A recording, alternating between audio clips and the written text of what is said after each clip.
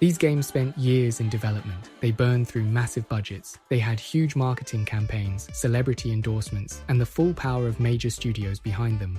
And yet, despite all that, these games crashed and burned in spectacular fashion. In today's video, we're taking a deep dive into the most expensive video game failures of all time.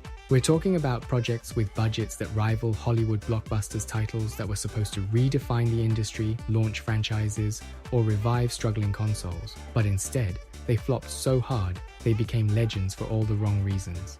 Whether it was due to rushed development, corporate pressure, broken gameplay, or just a complete disconnect from what players actually wanted, these failures came with a hefty price tag, and in some cases, they nearly took entire companies down with them. From ambitious MMOs to AAA action titles that never lived up to the hype, these games proved that no amount of money can guarantee success in the gaming world. So buckle up, we're counting down the most expensive disasters in video game history and breaking down what went wrong. Let's get started.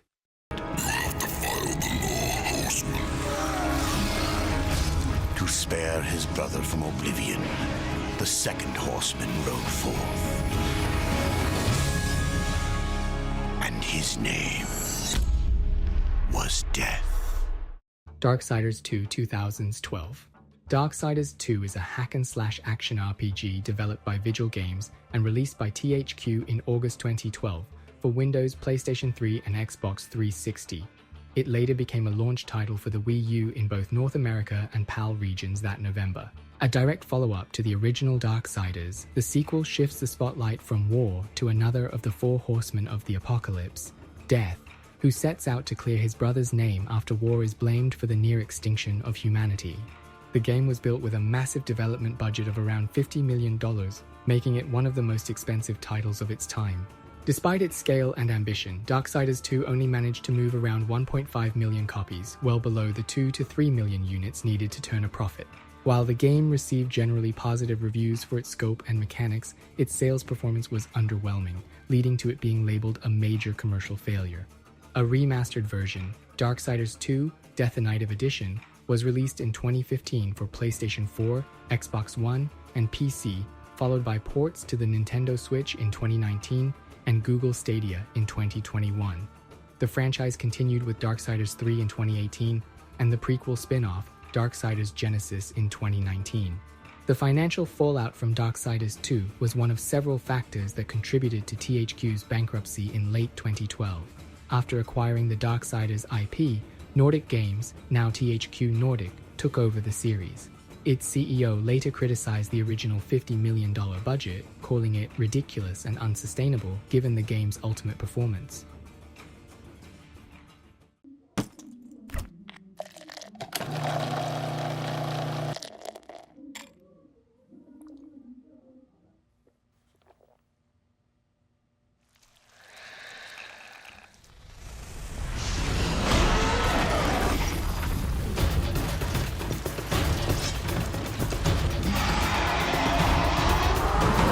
The Secret World 2012.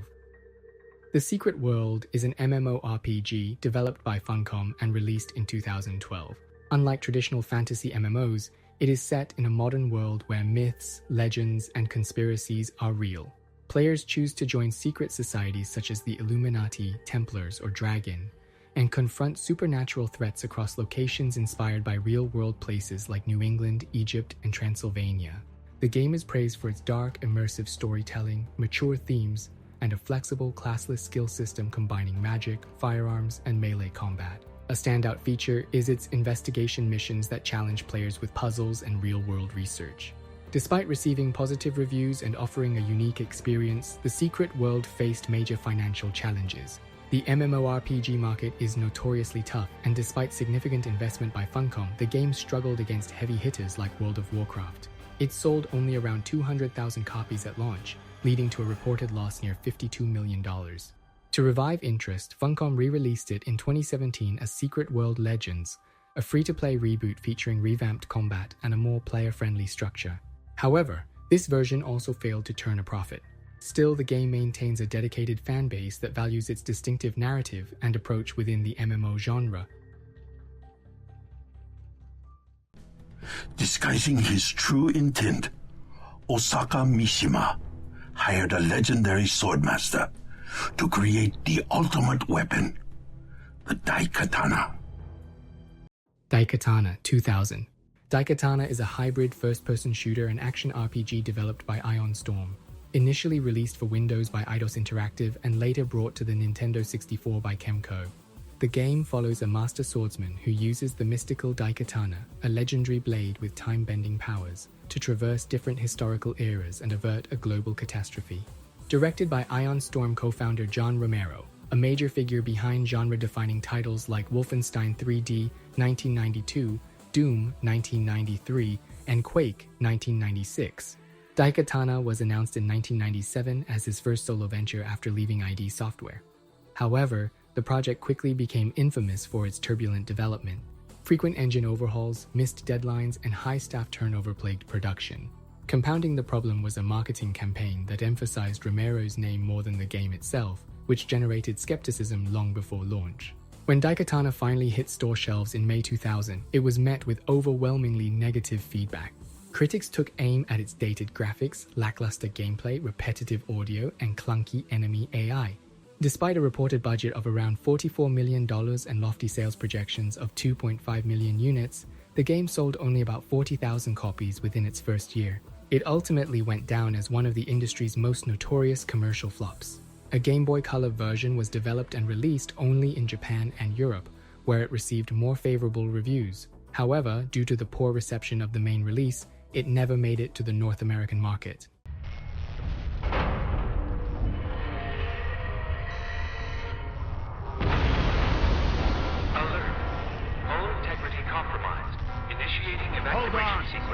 We're going down! Hull integrity compromised. Evacuation pod launch E3.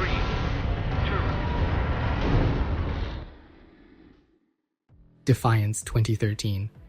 Defiance is a massive multiplayer online third-person shooter developed by Tryon Worlds, set in a near-future terraformed version of Earth.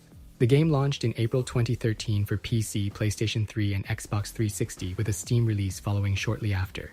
It was part of an ambitious transmedia project tied directly to the sci-fi television series of the same name, with both game and show designed to influence each other's narratives. The game transitioned to a free-to-play model on PC in June 2014, followed by similar changes on PS3 and Xbox 360 later that year.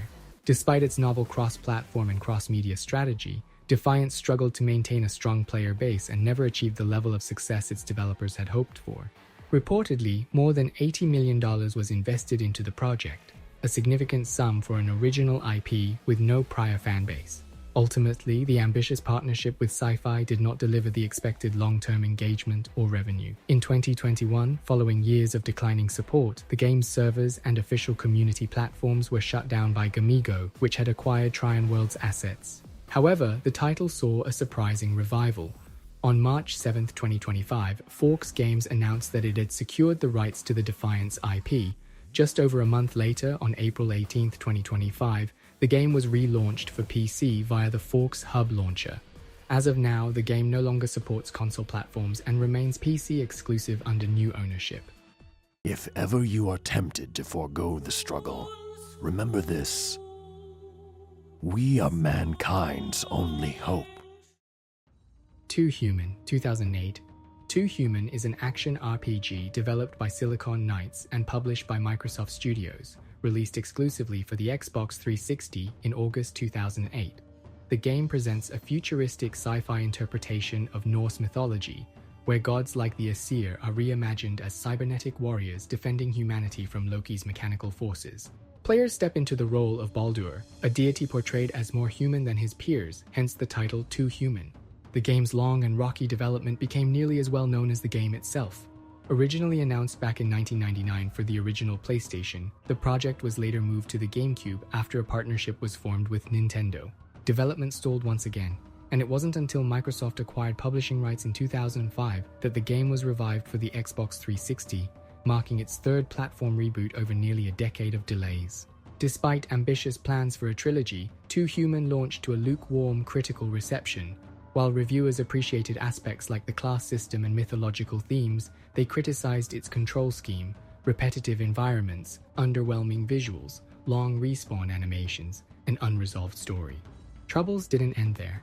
Silicon Knights became embroiled in a lengthy legal battle with Epic Games over the use of Unreal Engine 3. In 2012, the courts ruled in Epic's favor, ordering Silicon Knights to pay $445 million in damages and destroy all copies of any games made with the engine, including 2 Human. As a result, the game was pulled from digital storefronts, physical sales were halted, and all plans for sequels were scrapped. Facing legal costs and mounting debt, Silicon Knights ultimately filed for bankruptcy in 2014. 2 Human is estimated to have cost between $80 million and $100 million to develop, making it one of the most expensive and unfortunate cautionary tales in gaming history.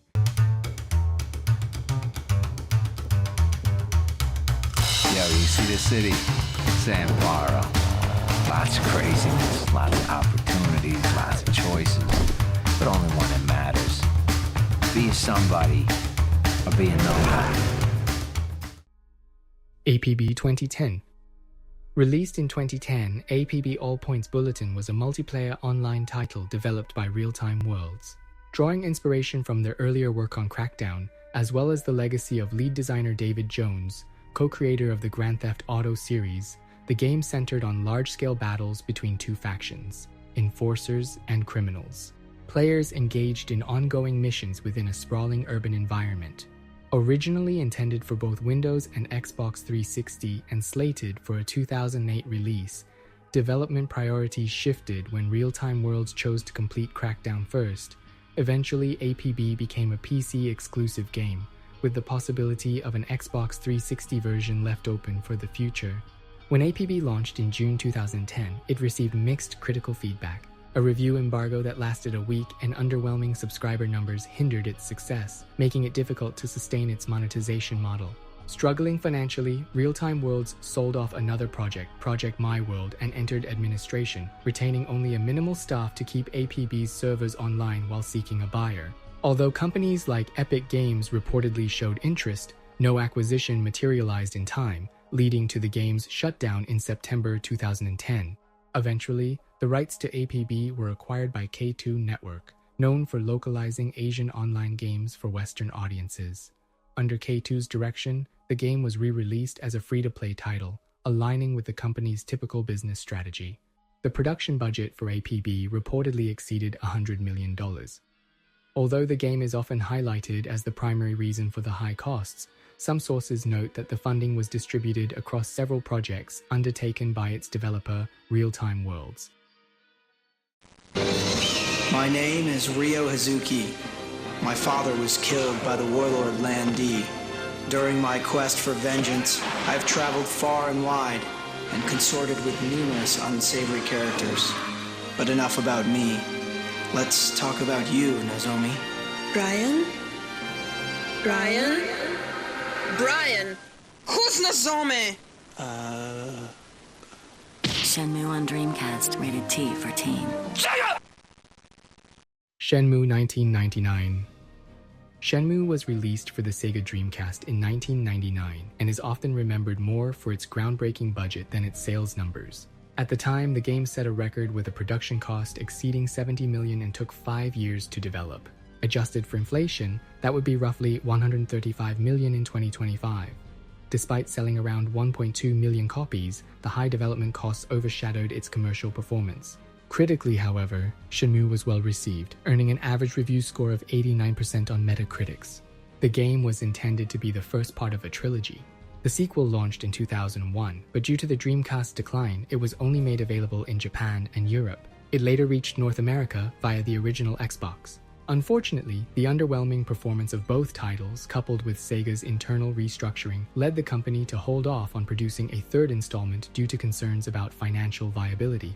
Years later, a Kickstarter campaign for Shenmue III gained significant traction, ultimately leading to its release on November 19, 2019, after a delay from its initial 2018 target. In preparation for the new entry, Sega re-released remastered versions of the first 2 games in 2018 for PlayStation 4, Xbox One, and PC, helping new and returning fans reconnect with the story. The Halo cancelled MMORPG. While the Halo franchise has solidified its place among gaming's most iconic series, not every project tied to the brand has reached the finish line. One of the most notable cancelled efforts was a massive multiplayer online game in development at Ensemble Studios from 2004 to 2007. Internally codenamed Titan, the project aimed to expand the Halo universe into the MMORPG space, but despite an estimated $90 million investment, it was ultimately scrapped. Very little is publicly known about the game's specific features, but it was reportedly ambitious with heavy resources devoted to development. Its downfall, however, coincided with a major shift in Microsoft's gaming strategy around 2007. As the casual gaming market boomed, especially following the Nintendo Wii's massive success, Microsoft reoriented its priorities toward more accessible, mainstream titles. When Don Mattrick took over Microsoft Game Studios that same year, he sought quicker, more profitable returns on investment. The Halo MMO, despite its long-term potential, didn't align with those short-term goals and was ultimately deemed too risky. Following this decision, Ensemble Studios continued work on Halo Wars, which would release in 2009, but was shut down shortly after the game's launch.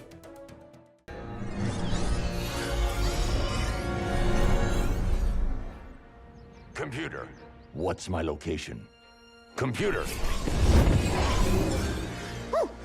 Hey, dude! What's going on here? Multiversus 2024.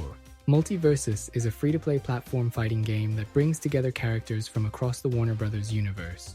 Developed by Player First Games and published by Warner Bros. Games, it was made available on PlayStation 4, PlayStation 5, Windows, Xbox One, and Xbox Series X and S.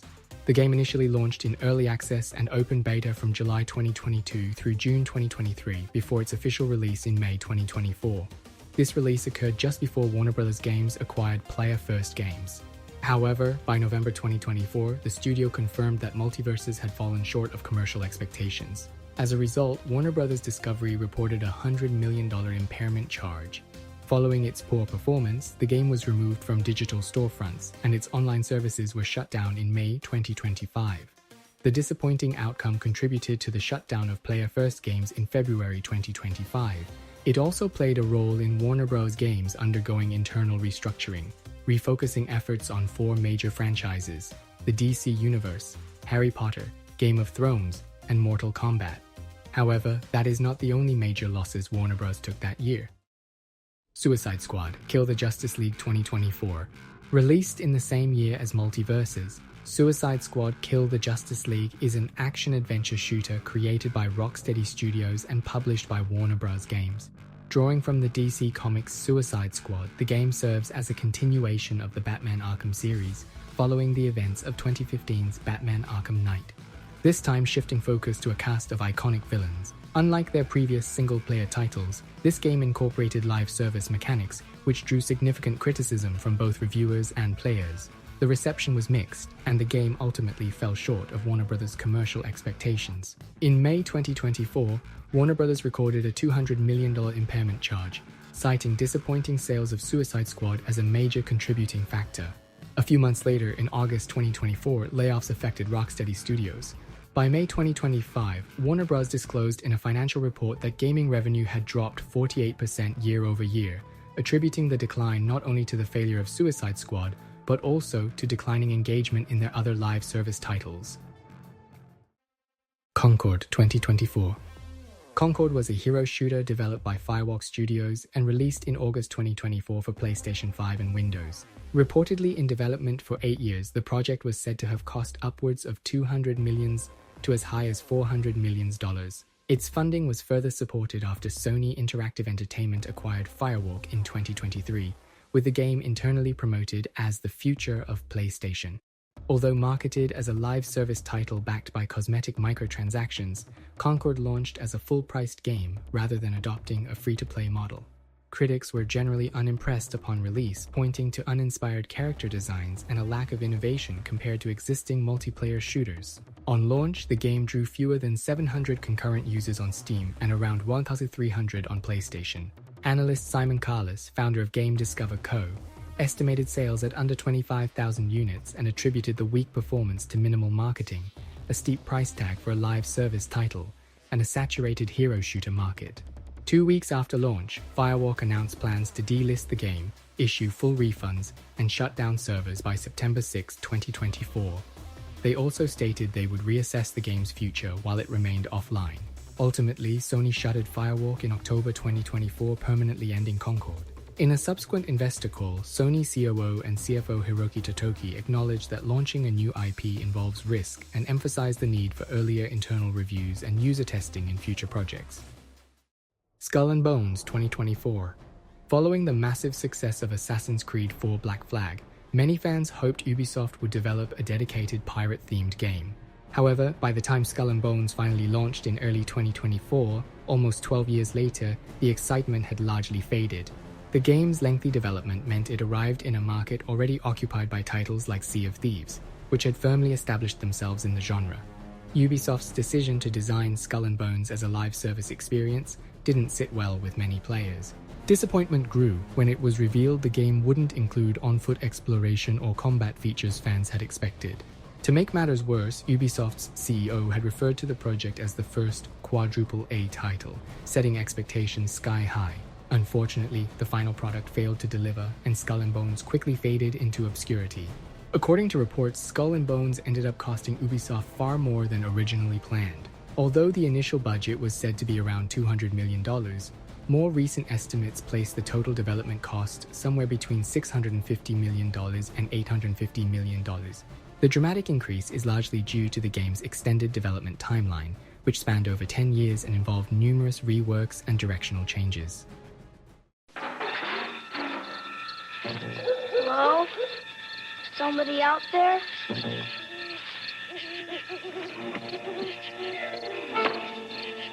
E.T.? Video game? E.T. is the Atari video game cartridge you have to buy separately to play on the Atari video computer system. Your parents hook it up to the TV. It's the video game that lets you help E.T. get home. Bye, E.T. This is the Atari video computer system. E.T. and other video game cartridges are each sold separately. E.T. the Extraterrestrial, 1982. Inspired by Steven Spielberg's 1982 blockbuster film, the E.T. video game for the Atari 2600 became infamous for its rushed development. With just 5 weeks to create the game in time for the holiday season, the final product was critically panned and widely considered unplayable. Despite selling about 1.5 million copies, Atari had produced 5 million units, anticipating massive demand. Unfortunately, many of the sold games were returned by dissatisfied customers, resulting in substantial financial losses. Atari reportedly spent $25 million on the licensing rights, equivalent to about $81 million today, when adjusted for inflation. This heavy investment, paired with the game's failure, severely impacted the company's finances. Adding to the legend, a long-standing rumor suggested that Atari buried unsold E.T. cartridges in a New Mexico landfill. That myth was confirmed in 2014 when an excavation in Alamogordo uncovered around 800,000 discarded games, including E.T. and other commercial failures, with former employees verifying the mass disposal. The fallout from E.T.'s failure went beyond Atari. Alongside other poorly received titles like the Atari 2600 port of Pac-Man, the game tarnished Atari's reputation, led to mass layoffs, and contributed to mounting debts that reached $536 million. By 1984, Atari was forced to break up and sell off its assets. Worse still, the damage wasn't limited to one company. The poor quality and oversaturation of games like E.T. eroded consumer confidence and caused a sharp drop in video game sales. This collapse triggered the infamous video game crash of 1983, which bankrupted several companies and nearly destroyed the North American gaming industry. And there you have it, the most expensive video game disaster of all time. These titles weren't just flops, they were costly reminders that no matter how much money you throw at a game, passion, planning, and player trust still matter most. Some of these games had potential, some were doomed from the start, but all of them show how quickly things can go off the rails when ambition outweighs execution. If you enjoyed this breakdown, make sure to leave a like, subscribe, and hit that notification bell so you don't miss future videos diving into the wild stories behind the games we play. Let me know in the comments, which of these games do you think was the biggest disaster? Did we miss any titles you think deserve a spot on the list? Thanks for watching, and until next time, keep playing smart.